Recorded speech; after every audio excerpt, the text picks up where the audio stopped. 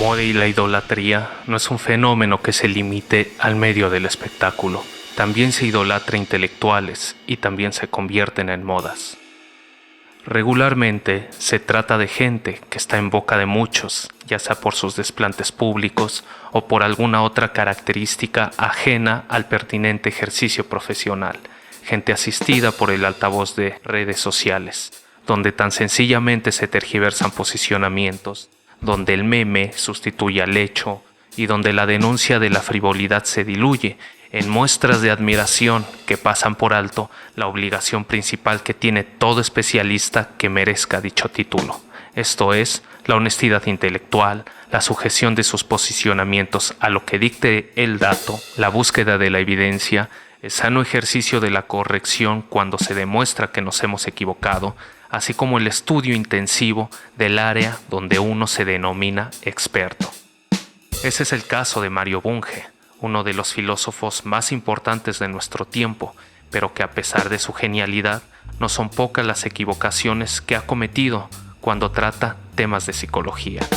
En Mario Bunge se conjuga un tipo de admiración que es peligrosa para un adecuado progreso de nuestra disciplina, dado que entre sus lectores destacan aquellos que le observan como una autoridad última en la diversidad de temas que ha tratado, no advirtiendo las severas imprecisiones y difamaciones que Mario ejerce cuando aborda temáticas de psicología que no van acorde con lo que él cree que es la psicología.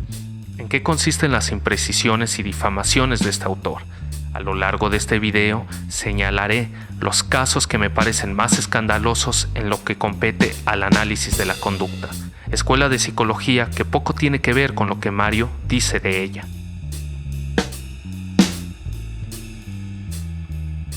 Se efectuó una serie de lecturas para sustentar lo que aquí expondré, artículos académicos, entrevistas, libros, por ejemplo, evaluando filosofías, filosofía de la psicología, materia y mente, pseudociencia e ideología, entre otros más. Vale la pena decir que no jugaré en el terreno de la especulación filosófica, dado que al existir las bondades de la evidencia científica, prefiero hacer uso de ella para desmontar diversas afirmaciones hechas por Mario Bunge.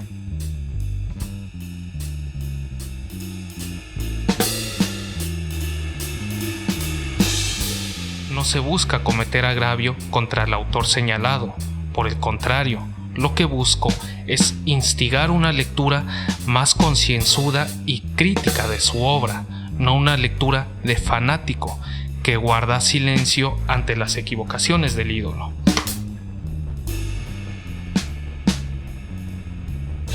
A quienes nos interesan estos temas sabemos que tratamos con hombres, no con figuras incuestionables, no con dioses de la intelectualidad.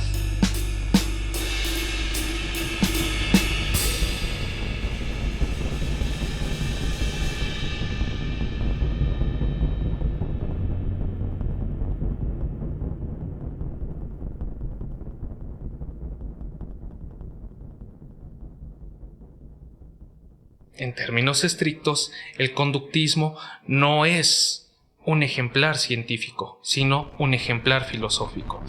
El conductismo es el marco filosófico del análisis experimental de la conducta o análisis de la conducta.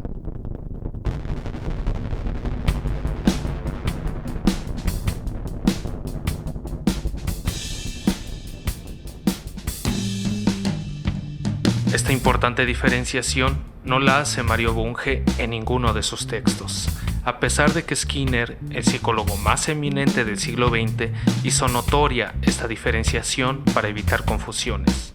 Bunge da un trato idéntico al conductismo y al análisis de la conducta, lo cual sería la primera equivocación básica para quien alguna vez se dio a la tarea de escribir un libro de texto donde tuvo por objetivo exponer la filosofía de la psicología. Sin embargo, esto se puede pasar por alto, efecto de que podría parecer una exquisitez que Bunge no está obligado a escudriñar. Pasando por alto lo anterior, casi de inmediato nos encontramos con una omisión más. En ninguno de sus textos tenemos examen alguno de las distintas variantes del conductismo, las cuales no son pocas. En el conductismo se tienen diferencias tanto de grado en algunos casos como de clase en otros. Por ejemplo, diferencias en aspectos ontológicos, nociológicos, metodológicos, tecnológicos. Una revisión de los distintos tipos de conductismo sirve, por ejemplo, para desmentir una de las difamaciones que adopta Bunge. El conductismo es una psicología sin cerebro, afirmación que es absolutamente falsa. La misma diversificación que existe dentro del conductismo invalida cualquier intento de sobregeneralización. E incluso asumiendo la diferenciación típica, metodológico, radical, ninguno de ellos ha dicho jamás que el factor fisiológico no sea indispensable como una base biológica de la conducta.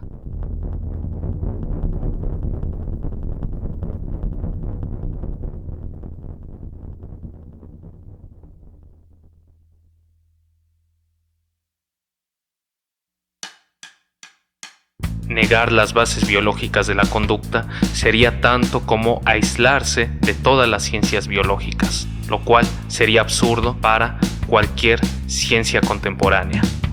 Lo que se niega es que dichas bases sean el objeto de estudio de la psicología, así como también se rechaza que para estudiar dichas bases se tengan que hacer hipótesis soportadas bajo un biologicismo gratuito.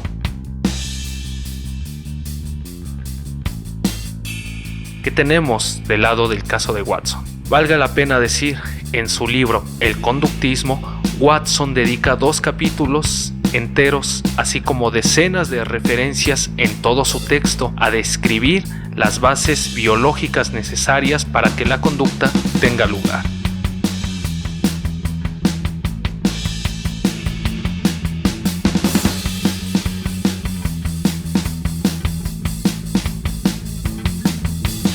La siguiente equivocación de Bunge está en el abordaje que hace del conductismo metodológico. Como antes se ha mencionado, no solo es falso que el conductismo metodológico niegue la importancia de la dimensión biológica para abordar fenómenos psicológicos, sino que los conductistas metodológicos reivindican dicha importancia hasta el grado de buscar dentro del organismo funciones psicológicas, como en su momento lo hizo Watson, quien buscó medir el pensamiento por medio de movimientos musculares.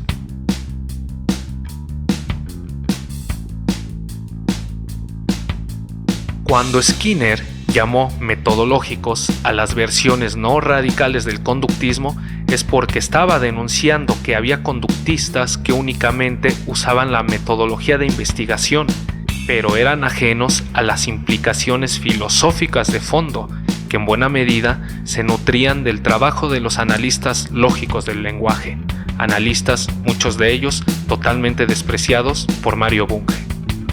Lo interesante de Hegel es que se ocupó de problemas importantes.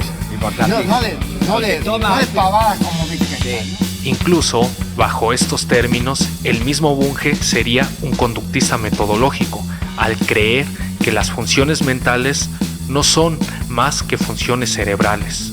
Se olvidaron de una de las enseñanzas de Hipócrates, y es que las funciones mentales son procesos cerebrales. Que es lo mismo que opina cualquier conductista metodológico desde los tiempos de Watson.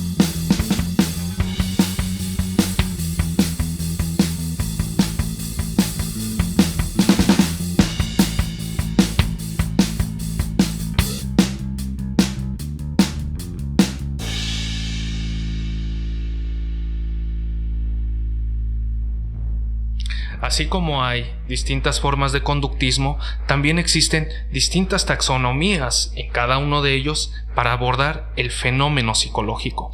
Por ejemplo, tenemos la taxonomía de Emilio Ribes, que es una taxonomía conductual que comprende la conducta por niveles. Incluso él entiende que la diferenciación entre humanos y subhumanos es una diferenciación no de grado, como lo creía Skinner, sino una diferenciación de clase. Para Mario Bunge, la única taxonomía en el conductismo es la skinneriana, es decir, entender todo fenómeno psicológico bajo dos tipos de condicionamiento, ya sea el condicionamiento respondiente o el condicionamiento operante. En este apartado también nos encontramos con múltiples equivocaciones para abordar qué es una conducta respondiente y qué es una conducta operante.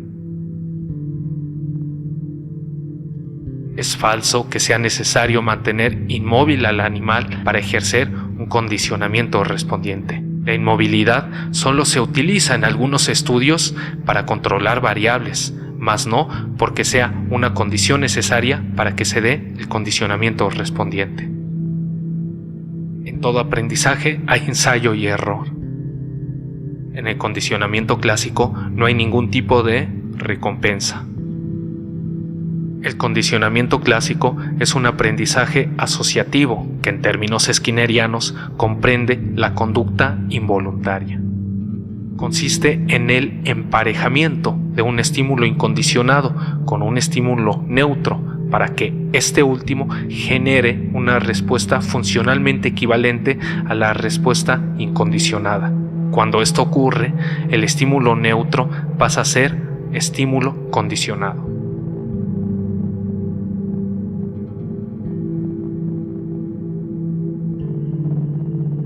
La movilidad o inmovilidad no es un factor decisivo para el condicionamiento operante.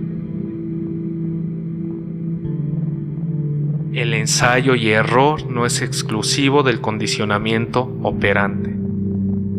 El condicionamiento operante es un tipo de aprendizaje donde se instrumentaliza al entorno en el cual la conducta tiene lugar. Bajo términos skinnerianos, comprende la conducta denominada voluntaria.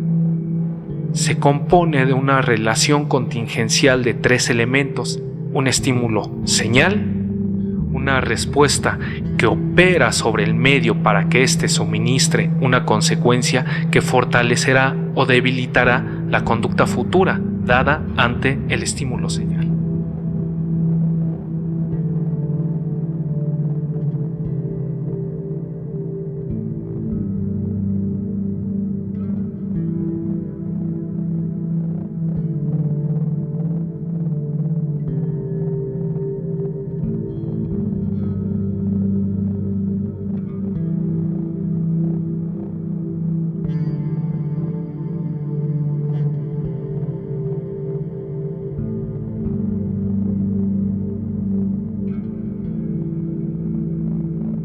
Se afirma que el conductismo es cajanegrista porque supuestamente observa a su sujeto de investigación como un agente vacío y sujeto única y exclusivamente a cambios medioambientales y sus acciones ante dichos cambios, un sistema de entrada y salida, así como ignorar todos los procesos relativos al pensamiento y las emociones. Hoy está muy de moda decir que el conductismo está en contra de las neurociencias o que, en el mejor de los casos, ignora las neurociencias. El mismo Bunge afirma que el conductismo es ajeno a todos los avances en neurociencia.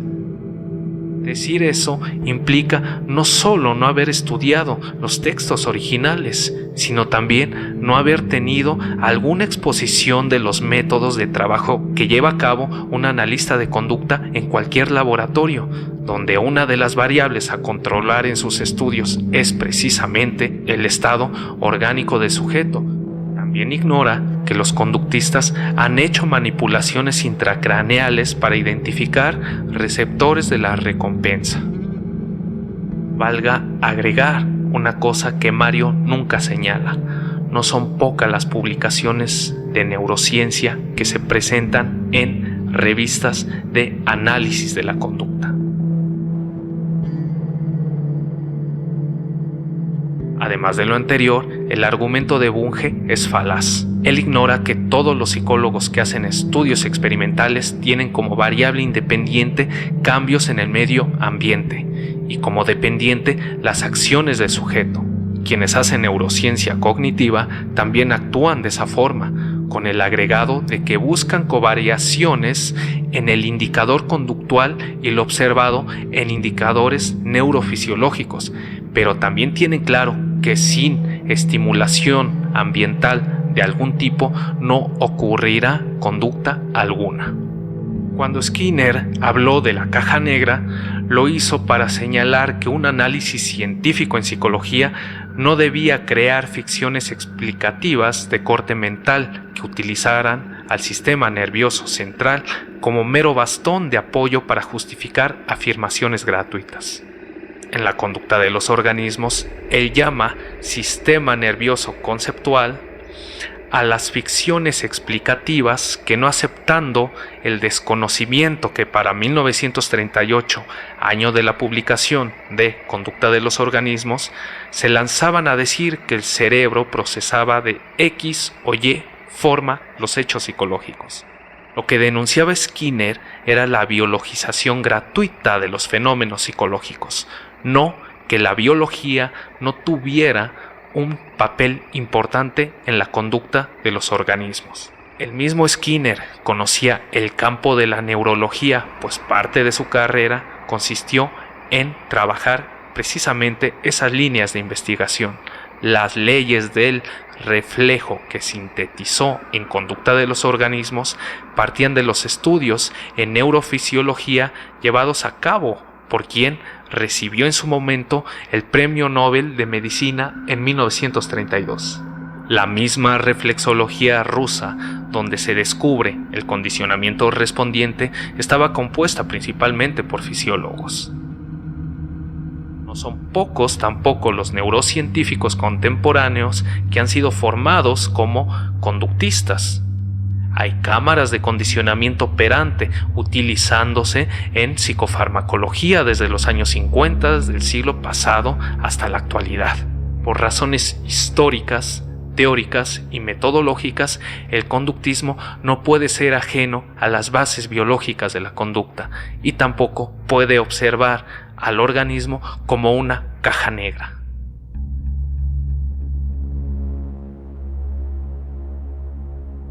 Este es un libro que debería ser leído por todo aquel que sostenga que el conductismo niega la cognición. Lo que el conductismo sostiene es que la cognición no es algo distinto al comportamiento, o dicho de otra manera, pensar es comportarse, dado que comportarse no únicamente implica la motricidad.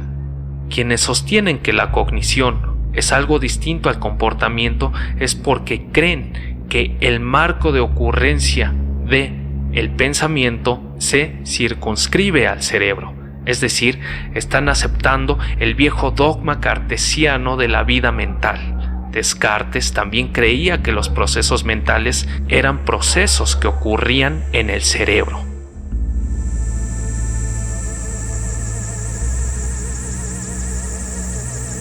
Específicamente en la glándula pineal.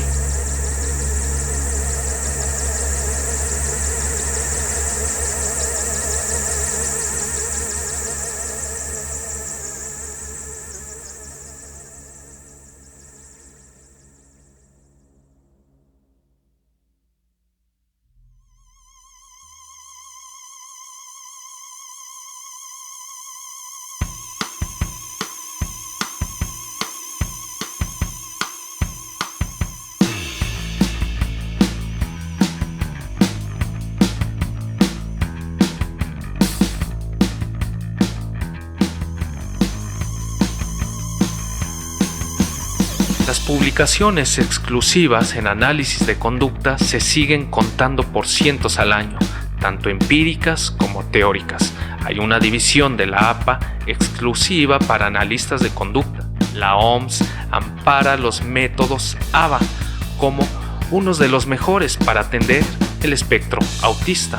Los analistas de conducta intervienen en la actualidad en campos como la inteligencia artificial. Se está dando un movimiento nada despreciable denominado economía conductual. Los métodos de modificación de conducta se están usando en la actualidad en la industria, dentro de los sistemas digitales de gestión organizacional. También están aplicándose en seguridad para el trabajo. los métodos operantes se han llevado a casos tan extraordinarios como la exploración espacial. Se tiene a las aplicaciones conductuales en clínica como aquellas que poseen una mayor evidencia de su efectividad. Y, a pesar de ello, en una entrevista del 2011, Mario Bunge afirma que el conductismo es muy efectivo para impedir que un niño se orine en la cama, pero que poco puede hacer en contra de una depresión mayor.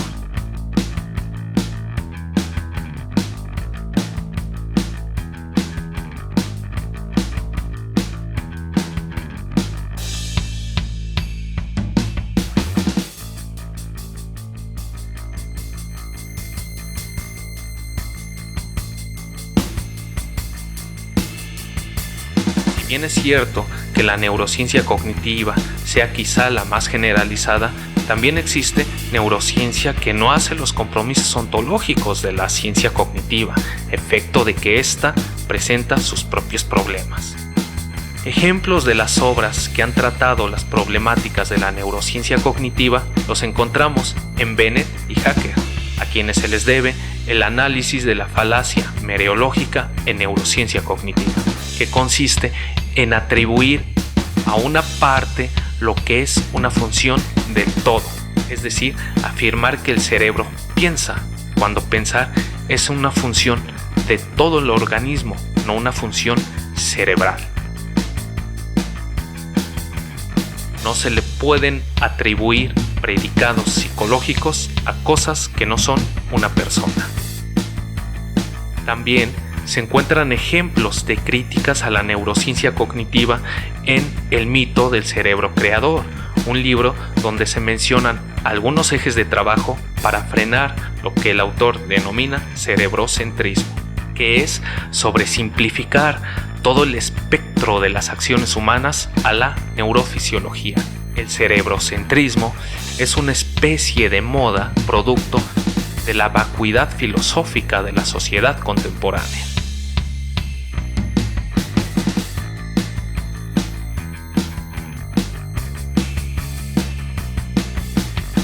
Para complementar, hay un artículo donde los autores hacen un posicionamiento crítico hacia lo que Mario dijo en torno a el libro de Marino Pérez Álvarez, El mito del cerebro creador.